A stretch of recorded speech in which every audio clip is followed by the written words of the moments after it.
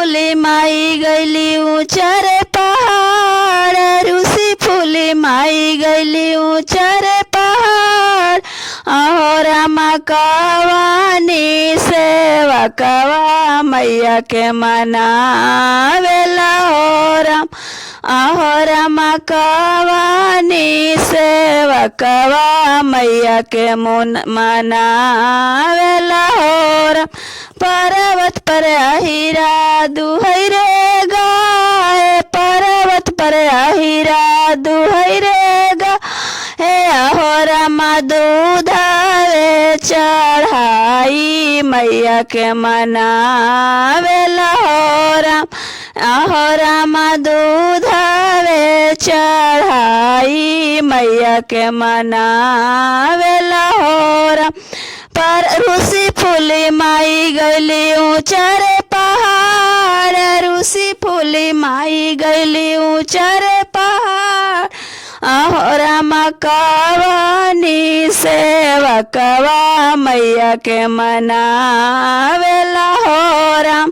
अहो रामा कवानी सेवा कवा मैया के मनावेला हो राम।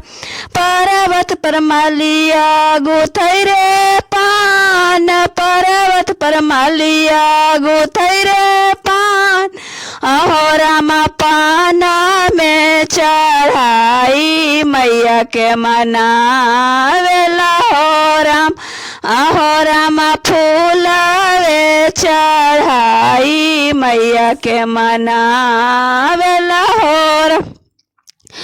रूसी फूली माई गैली ऊंचा रे पहाड़, रूसी फूली माई गैली ऊंचा रे पहाड़।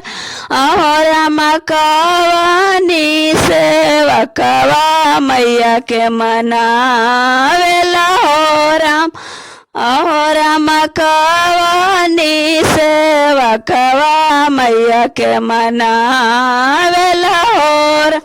पर्वत पर ब्राह्मणा बेदिया उचारे, पर्वत पर ब्राह्मण बाछै रे बेद। अहो रामा बेदावे उचारी मैया के मनावेला हो राम।